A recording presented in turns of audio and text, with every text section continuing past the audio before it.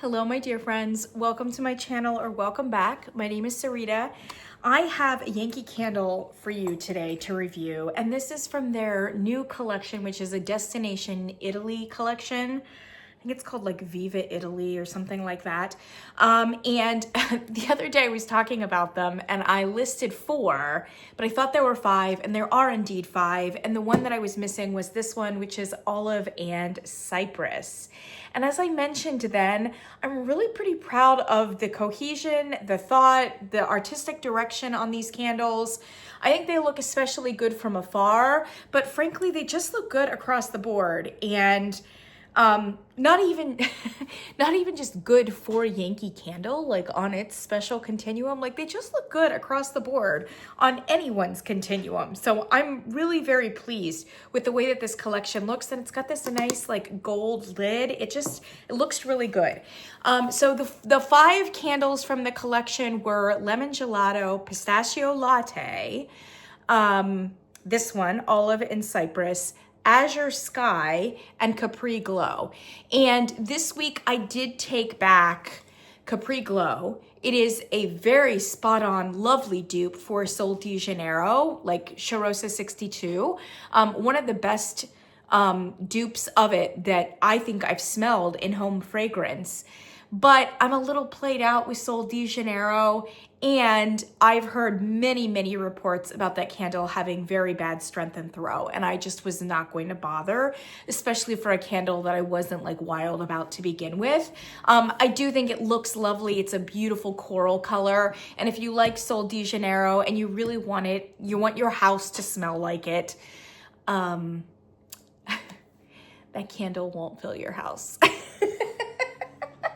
But it may make your guest bathroom smell very nice and like Sol de Janeiro. And your bathroom usually smells like Sol de Janeiro if you spray it on yourself as a personal fragrance. So anyway, God bless. I did take back Capri Glow without even burning it. I also took back Azure Sky, and I had burned that one. But I took it back because I burned it once and I hated how it smelled. Absolutely hated it. It made me slightly nauseous. So I don't know. It could just be a me thing. I have to say I was mortified because I took these 2 candles back to a Yankee Candle, and Connor from Connor Loves Candles was working there at the time. And I was kind of mortified because like I brought it up and he was like, "You're returning Azure Sky?" And I was returning it burned. I think I can count on like 3 fingers the candles that I have brought back burned, but I did because I just hated it. And then he was like, "I loved it." And I felt terrible. I just felt terrible. Also, I kind of sensed that his like manager was there, and it just was really awkward. So took one for the team, guys. I don't know what team that was, but I just hated Azure Sky. I loved the way it smelled initially on cold, but then once I burned it, it was terrible. And then even on cold, I could pick up on that smell. It was just very like sickly. It was supposed to be an aquatic, fresh and clean floral, I think. And definitely the first impression that I had was of a very beautiful, briny aquatic. But man, once it was burned, it just went so cliched and powdery and like almost like dated air freshener for a bathroom. Like it just was not good at all. So I was so offended by it that I just needed to return it. I couldn't even bring myself to burn it all the way down and talk to you about performance. So Azure Sky went back, Capri Glow went back. I'm not gonna lie to you guys. This one I was so excited about, Olive and Cypress on cold. And again, I don't have like a very positive review for you. I just did not like this candle. It was fine. It was fine. And there were certain burns that I kind of liked. I love the smell of it because it was so unique and I could really pick up on the fennel in it. And when I first hauled it, I did say it kind of reminds me of a poor man's First Light from La Montagne. La Montagne is a very like bougie, like upscale, luxury candle company, and they do like the single 1 wicks. And I burned one of their candles, one of their bestsellers called First Light. last year for my birthday. And it was this amazing mountain flora kind of candle with a lot of ozone. And it had a lot of fennel in it and rosemary and actually all the things that are in this candle, which is why I said it kind of reminds me of it. And this is definitely more of a like lush, more, it's not quite as sophisticated as that, or premium as First Light is from La Montaña, but it was in the ballpark and I was really like excited about it. But then when I burned it, it just wasn't great. And I found myself not wanting to burn it and sometimes being kind of like grossed out by it. Okay, so the notes on olive and cypress, well, first of all, the blurb is stroll through Tuscany's magnificent forests, surrounded by the captivating fragrances of olive trees, rosemary, and lush cypress. I've always been kind of intrigued by the olive tree or olive note in fragrance because in a weird way, I feel like I know kind of what I'm gonna get when a fragrance advertises itself as olive, but at the same time, I don't know what I'm gonna get. And I feel like the range is so wide. And so I think I always like pick them up because I'm like, I'm just curious on what take they're gonna have of olive, you know? Obviously, olives themselves are like really briny, salty, right? And I've always wanted an olive tree, you know, and maybe someday in some house I will have olive trees either in my house or outside of them. But I'm not really sure that the olive tree itself has a specific kind of fragrance or if it's a fragrance that we would want in home fragrance. So I don't really know if it's like a fantasy note, and sometimes it's a little bit earthy, sometimes it's a little bit salty, sometimes, most of the time it's just some sort of like amberfied, I don't know what. I don't know. So I don't, like I said, I don't know if this is kind of a fantasy note and we all love the concept of an olive tree, something that's botanical, something that is golden and dripping and earthy, or I don't really know what. And I don't know if it bears any resemblance to what like the olive tree itself would contribute in an olfactory way. I don't know.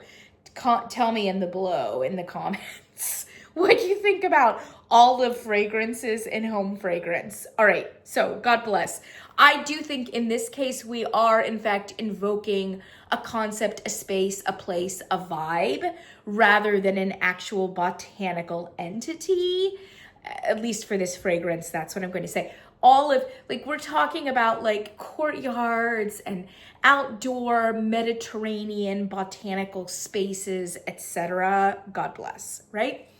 All right, so the notes, despite that, they do put olive in the top notes. The top notes are allegedly olive, pink peppercorn, which is another way of saying like a peppercorn that's more exotic and possibly less biting, and rosemary. And I do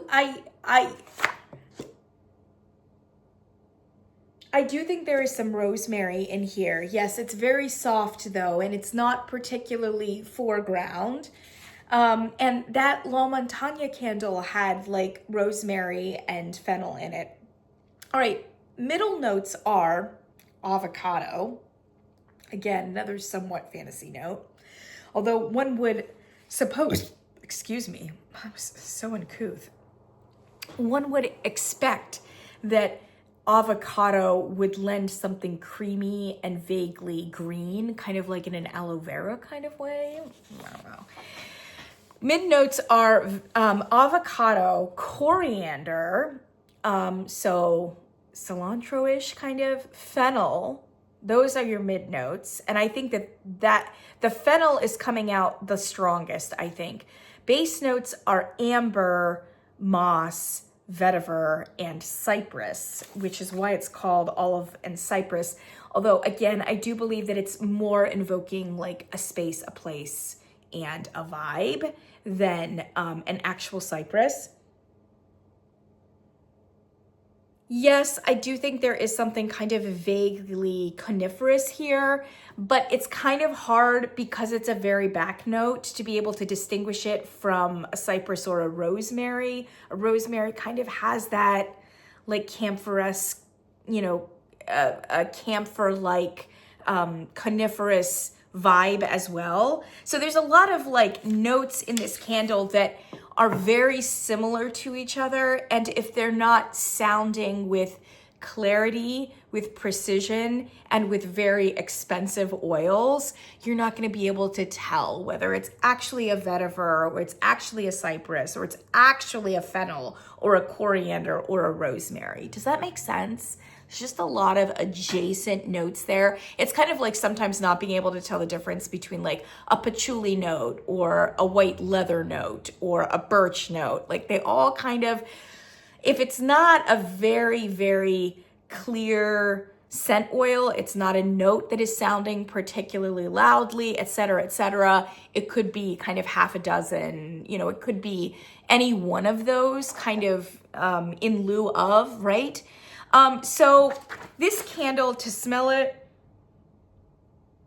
it is definitely very earthy. It's earthy and it's green, and it is herbal for sure. And so everything from moss all the way up to fennel, all of those notes are very likely. I mean, they're all like when you read them and you smell it, you're like, yes, it could be rosemary, it could be moss, it could be vetiver, it could be cypress, it could be coriander, it could be fennel, and it could be sprinkled with a little bit of peppercorn. Yes, all of those things are plausible notes for the smell that you're getting. And probably a mixture of all of them. What is unfortunate though, and this is what comes out once burned, what's unfortunate is that when it's burned, the base note amber is the one that just comes across the most. And the whole thing is just kind of swimming in amber. And it like lights it up in kind of a very unnatural, like brassy yellow kind of way, and makes all of these lovely green, vibrant notes just go really yellow and muddy, if that makes sense. And I've noticed that this is the tendency actually in a lot of candles recently, not only from Yankee Candle, but also from Bath and Body Works, etc. There is an admixture of amber up against various botanicals. If I remember correctly, the Bath and Body Works like candles, the botanical ones last year, early in the year, many of them fell into this trap. The greenhouse fern, for instance, and then there was another one in that collection, maybe it was the bergamot birch that did the same thing. It just, the lime and basil one did the same thing. It's just, I'm wondering if amber needs to be indulged either very, very thoughtfully or not at all in these green botanical candles. Because I just think that amber is having a tendency, when you have like a very fragile, authentic green botanical moment, it's gonna be hard to amplify that anyway. And then if you add in an amber that does amplify, the green and fragility of that botanical fragrance is just gonna sink into the amber, and the vibrance of it, the fragileness, the authenticity, the brightness is just gonna be lost in that amber. Sidebar, I have noticed that a lot of candle companies are now using amber in way too heavy a measure, I think, as well as jasmine. Jasmine and amber, this like white, this kind of heavy white floral and amber, and sometimes both in the same candle. And I noticed it first with Kringle, who just constantly was like throwing jasmine into candles that sometimes it just seemed gratuitous. Like, why is jasmine even in this candle when the candle itself really doesn't lean in a floral direction? Actually many people have conjectured that the soy has a very distinctive kind of smell, and that amber and jasmine do a very good job of masking the smell of soy particularly. And I am wondering, with kind of the soy fetish that we all have now. Well, not me so much, but maybe you, maybe other people. A lot of the candle community, it has kind of a fetish of this like quote unquote clean burning soy formula. And so even candle companies that have a soy paraffin formula are adding more and more soy to kind of meet this consumer demand. And I'm wondering if amber and jasmine are becoming much more ubiquitous in candle fragrances because of masking a particular soy element? Question mark. Just a conjecture. And I don't mean that to be shade, but you know how I feel about soy formulas. Regardless, even if it has nothing to do with soy, I really think that these botanical candles, you have to be careful with your inclusions of amber. You just do. They make the green quality of the fragrance brassy and yellowed in a way that comes across in a much more harsh way, and that really does kind of violence to the fresh, dewy greenness of the other qualities. And then when you have like an herbal on top of it, the herbal with the amber, it just gets heavy very fast. In the same way that like amber candles with some amount of spiciness to it can get heavy very fast, right? Yeah, and that's all I'm going to say about that. Honestly, I think Harry Slatkin is one of the very few. He seems to have amber in almost every single one of his candles. But remarkably, for the amount of times that he uses amber in his candles, remarkably, there are very few candles that I think are too heavy or that go too ambered, if that makes sense. He has a very excellent amber note that sits higher up in the range and is a little bit lighter and brighter, and it blends extraordinarily well with all of the notes that he uses. Often they're botanicals, but he really has that nailed, that specific amber note that warms up a fragrance but doesn't drown it, doesn't like take over, and doesn't drag the fragrance down. But really, almost every other candle company does not have the same amber note, and often has too heavy an amber note. And sometimes it works, especially if it's a more perfumey or cologne-y fragrance. But often with fragrances that are not and or that are botanical, it just doesn't work. And it overwhelms the fragrance and just kind of washes out every nuance, botanical nuance that is added. All right, so I'm sorry about that. That was a little bit of like a digression, but the note on this is just that the loveliness of the fennel, once it was amberfied, just became very harsh and hard to smell, kind of cloying at the same time. Like it just didn't work. And the beautiful uniqueness of fennel just didn't come across in a complimentary kind of way, in a approachable kind of way. It just was not. It was very flat and it was just hard. It was hard to smell. And there were many burns that actually burned fairly well, even in the open concept. I mean, we're getting up to like a 6.5, maybe even a 7. And those were the most challenging burns because it was just too much of something that I frankly didn't really want to smell. And it didn't have very many layers to it. It just didn't work. And it didn't take me to that botanical space. It just really didn't, you know? It was kind of vaguely perfumey, but also weirdly green. It just didn't work. It didn't work for me. And I have to say that most of the burns have been quite bad. Minimal sooting, nothing to really speak of. It didn't burn badly in that respect. Although the second half of the candle, the wicks did burn fairly low, up to and approaching puny wick syndrome.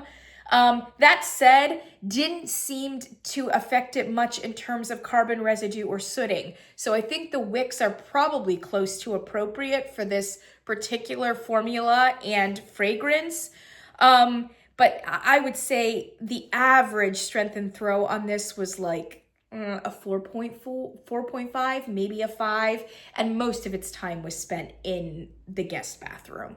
Not only because I disliked the fragrance, but also because I wasn't getting much of anything out of it. And so I just stuck it in there. And I even started burning it with other candles in the guest bathroom that were doing better because it was like a nonsense candle. So I'm sorry to say I loved this one, and I gave it such high marks for originality, for uniqueness, etc., charisma, nerve, talent, all the rest of it. And it just, unfortunately, upon it being burned, it just transformed not in a great direction. I thought the same thing of Azure Sky, and Azure Sky, in fact, was so offensive that I just took it back. This is not a good record now for this collection. I have returned 2 of them. 2 of them transformed badly when they were burned. This Olive and Cypress and the Azure Sky. So far, the only real winner has been Pistachio Latte. And I do still recommend Pistachio Latte, but it's a fairly simple gourmand candle that I think was executed quite well. So yikes, this Italy collection was strong initially when I hauled it, but folks, this is why you have to burn. This is why you have to burn, and it's frankly why you rely upon us who review candles, you know?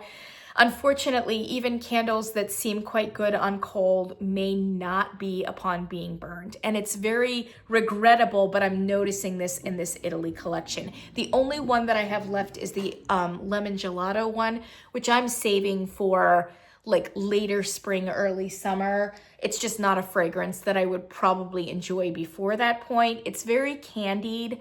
But still quite pleasant. I mean, it's amazing, the sugar balance. And I will say that I think the sugar balance on all of these candles is very impressive. Even the gourmands in the collection, the Pistachio Latte and the lemon one, which is candied and somehow manages to not be cloying, it's very, very impressive. If you do have the lemon gelato one, though, it might be a very nice one to burn at the Easter period as well, because there's something a little tiny bit lemony in an Easter candy kind of way, a little bit Peeps, marshmallow, just a little bit. There's a candle at Bath & Body Works right now called Easter Candy Basket or who knows what else that smells very bready and cakey and weird and not a very pleasant gourmand. And I really think that lemon gelato candle from Yankee Candle could pass as an Easter candy basket kind of fragrance. So I will say that. I don't know that I'm going to burn it personally over Easter, but if you have it, I think that you definitely could. I'm going to reserve it probably until later, and so I can't speak to that lemon gelato. Fingers crossed, but right now we're I don't know, 3 for 1 on this collection. So I'm a bit concerned. We'll see. I wish that I could be able to recommend this more, but I can't. And I suspect, I mean, I said this from the beginning, it is a little bit of an acquired taste, a little avant-garde in terms of a fragrance, with all of those different avocado, fennel, rosemary, etc. I don't think we're going to be seeing this from Yankee Candle coming into the future, because I just don't think it was successful. And I also don't think, even if it was successful, that it's quite mainline enough. Definitely no aloe and agave from last year for Yankee Candle. When I returned those candles to Yankee, though, I did pick up 2 other ones. The store manager was kind enough to allow me to exchange them for a couple other 3 wicks, provided that they were the same price point. So I'm very happy because I was able to pick up 2 new candles from their Sun and Games collection. Sun and Games came out a few weeks ago, maybe a month ago, and it has these Sun and Games-ish kind of patterns on it. All of them kind of have to do with country club, court sports, etc., something like that. A couple of them, one has to do with the pool, I don't know. Like I said, very country club. And the aesthetic has been panned by everyone. And I do think it looks a little on the cheap side, if you look up close and if you look far away. That said, I'll go on record. I'm one of the few people who kind of enjoy the aesthetic, or at least I can understand the direction that they were going in, and I kind of appreciate it. I appreciate the geometrics. I appreciate the like chartreuse kind of like very green spring turf kind of motif. I like the colors. There's probably a bit too much gray in all of the collections. Obviously, they were trying to provide some sort of grounding color to contrast with like the electric green colors, etc.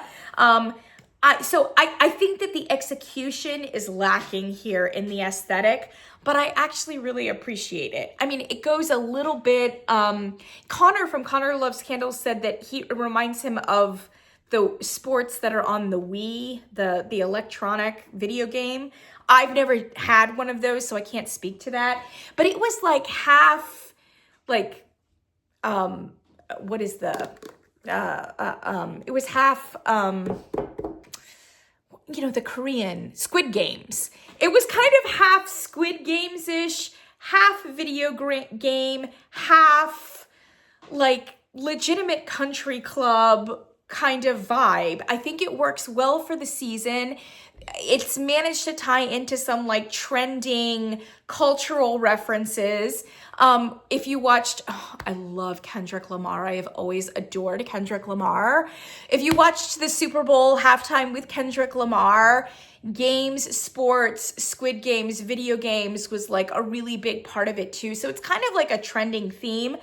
I actually think Yankee Candle was heading in the right direction with this and was giving us something kind of fun and something whimsical and something seasonal, and it just wasn't executed quite the way that it should have been. Kent from Candle Channel, if he had designed these with even this vision in mind, I'm sure it would have been executed much better.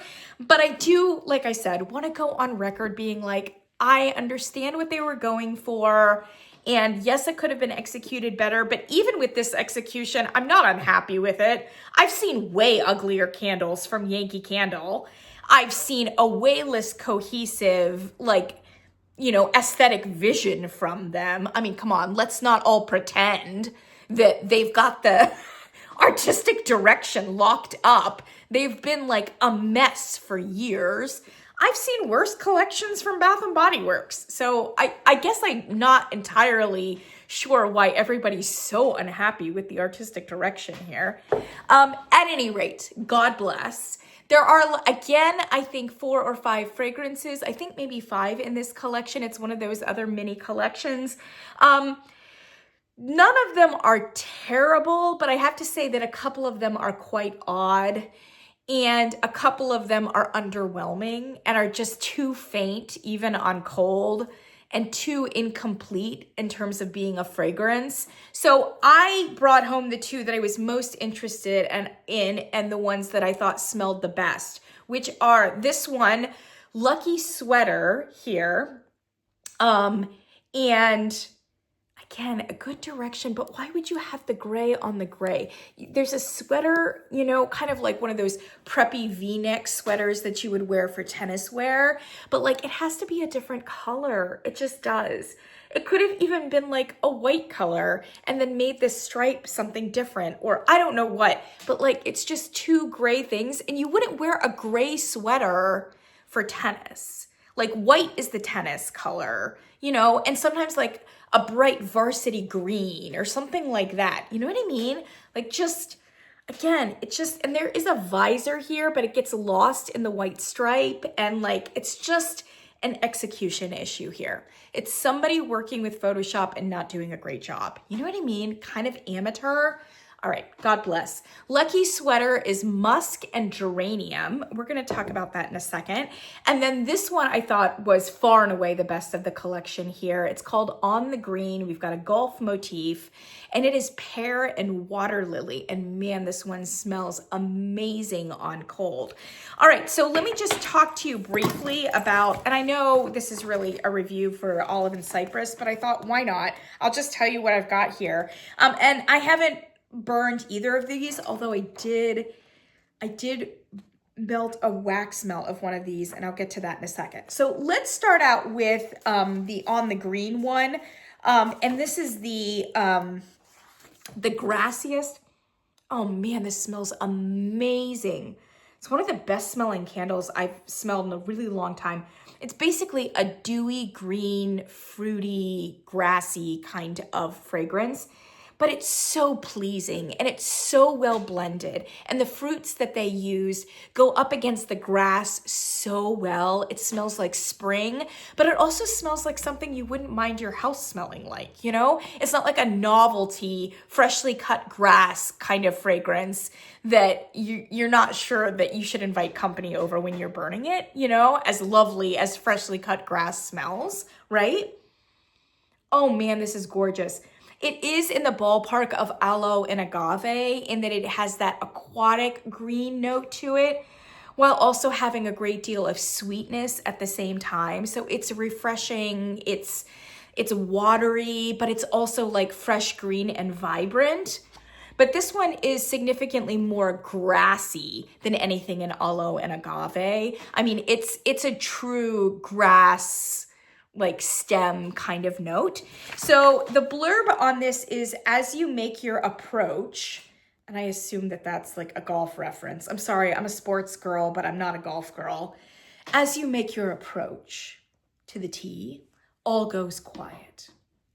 Fragrance notes of pear, water lily, and fresh cut grass invigorate your sense of concentration. It's a really nice professional blurb. All right, your top notes are bergamot, cassis bud. So the bud, not the currant. Again, it's a fruity component there, I think, and pear. And I do think there's an enormous amount of pear in this. And pear, it's that pear note that is very like aquatic smelling, yeah?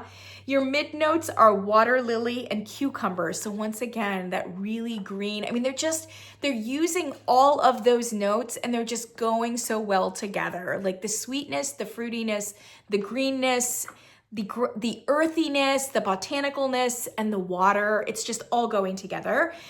There's also jasmine and fresh cut grass in the mid notes. Your base notes are sandalwood, coconut, interestingly. No, I take this back. Coconut water, not just coconut. Sandalwood, coconut water, and vanilla.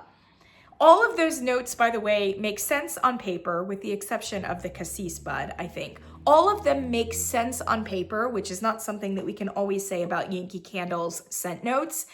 All of them make sense, and all of them are perfectly adequate descriptions of what it is that you're smelling. No, you're not going to catch everything. I'm not getting a whole lot of base notes here. I'm not getting a whole lot of sandalwood, for instance. This is a pretty mid-range candle. And it might even have a few top notes. I mean, it's a very like fruity, green, bright kind of pop. But if there's bergamot in here, it's very soft, thank God. Yeah, it's mainly green. This is the one that I melted. I got wax melts and I melted it the other day. And first of all, it had no strength and throw. And second of all, unfortunately, what happened with Olive and Cypress kind of happened to this one. It just got amberfied. And it has bergamot too. So it just like has bergamot, sandalwood, and jasmine and amber. Well, actually amber isn't even said in here, but it's not listed, but there's amber in it. And while everything is perfectly balanced and botanical forward on cold, burned, no. Burned, no. I mean, it's really just kind of a perfume that has some green overtones to it. I'm so disappointed, but that was a melt. I'm still going to burn it. And we'll kind of see what happens. But I'm so disappointed because, man, on cold, this candle just seems like an absolute winner. By the way, it has like a nice green wax there, and they didn't even need it because their wraparound is fairly opaque. But there you go. That's on the green. This next one is a little bit on the odd side, but I really love it. It will be a little bit acquired taste for some people. That's the Lucky Sweater. So the blurb here is, wrap your good luck charm around your shoulders for a boost of confidence and optimism as you hit the tennis court. Surrounded by notes of geranium, musk, and an all too familiar embrace, you're ready to bounce back. I don't know what that all too familiar embrace is, but God bless. All right, top notes are bergamot again, sweater aldehydes, almond. Mid notes, geranium, jasmine, orange blossom, oh, I love my orange blossom, and aloe vera. Base notes, amber, sandalwood, and musk. Much more intriguing notes. I don't know that they all make sense, but nothing stands out as just being bizarre, right? Gosh, I love this fragrance. It is odd, though. It is a really odd candle. You know, it kind of reminds me a little bit of the, you know, what is that Bath & Body Works candle that's in the green jar that's like a neutrals? It's like a white iris and cedarwood or whatever else it is. Very similarly odd to that fragrance, but this one is just executed like 17 times better. But it's the same thing in that it's like, it's got a wood and it's got a fruit. And that in and of itself can be a little bit odd, the wood and the fruit. And then on top of it, it's got a floral that's a little bit on the powdery side. And the whole thing is aquatic on top of it. So it's just a little bit odd. It's kind of a push and pull candle. And on top of it, not particularly sweet, even though it's aquatic fruity. I said with that white iris and cedarwood candle that there was almost something like Asian pear-like in it. And I don't know if you've had like an Asian pear, but it's like, it's a pear, but it doesn't have a whole lot of taste or sweetness per se. It's kind of in the genre of like water chestnuts or something. It's a lot of texture, but it's not a whole lot of like flavor, if that makes sense. So it's a lot of like aquatic crunch, like an apple, but not a whole lot of sweetness and not a whole lot of flavor. That's what that Bath & Body Works candle kind of reminded me of. This one, though, has been much more, Yankee has been much more thoughtful and wise to add that crunchy aquatic note along with a lot of other fragrance notes that kind of fill the flavor void or fill the flavor vacuum. And that's what you need in Asian cuisine, for instance. There's a lot of ingredients like water chestnuts or tofu or whatever that bring a certain texture, but are actually meant for the flavor of the dish to kind of take over those particular textured elements. Here, it's floral. It's a very gorgeous floral that is the geranium, and geranium can be a very weird note. It is a weird note. It's got that like metallic kind of note to it, but it's also very sweet, and it's amplified in its sweetness by these fruits, which here, what do they say the fruits are? Bergamot. Bergamot is the only note that's listed, but for me, there's a citrus note in it. And so when they say orange blossom, I think there is actually orange in this or something citrusy right at the top. It's a true citrus note. They say bergamot too, which could be the case. It could be a little bit sharper than an orange, but we're not talking like a bergamot perfume oil here. We're talking about like a serious botanical citrus. It's juicy. It's like leaning into the water, the aquatic elements. It's just a really well-balanced candle that's very interesting. Once again, it's a mid-range candle. It does have some basier elements to it. I am getting musk here, but it's a lighter musk. It's not like totally deep down into the basement. So it's really, again, kind of a mid-range candle with some bright fruity pops, very similar to On the Green. It's not going to be for everyone because it is a very strange smell, but I actually think there was another candle, and actually it was like the pool candle was a very odd smelling candle too, but not necessarily in a very delicious way or attractive way. Whereas this one is extremely odd, but I think in a very appealing kind of way. That said, it won't be for everyone. I would say everyone would love the On the Green, very mainline. It's just unfortunate that upon it being burned, it's kind of less than what it is on cold. And of course, I'm concerned with that being the case for Lucky Sweater as well, but we will see. There's some elements here with the musk, with the citrus notes, and with the heavy florals.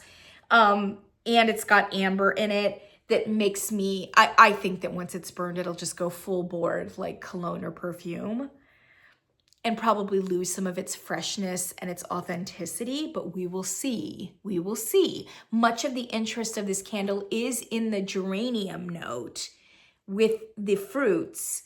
So perhaps that will make it at least an interesting perfume or cologne. I don't really know. We'll see. Anyway, those two candles I picked up, and I am going to try to burn both of them, but both of them smell great. And actually a little bit more interesting than anything in the Italy collection, as strong as it was on a certain level, at least conceptually. So there you go. Olive and Cypress, which I just can't recommend. And these two, which initially I recommend, but I'm getting a little gun shy because I recommended most all of those Italy candles, and they're starting to kind of not, they're just not panning out quite the way that I wanted them to. Anyway, I will link all of this down below. Tell me about what you think of the Sun and Games aesthetic. It's okay, you can disagree with me. I think I'm the only one who says that I kind of like it. So, God bless. Thanks so much for joining me, my friends. I know we're getting to the end of the month, and it's just been a terrifically busy month for me. So I feel like I haven't burned a whole lot, but we're almost done with it. So there you go. Thanks. I think I said thanks for joining me. I'll catch you in the next one.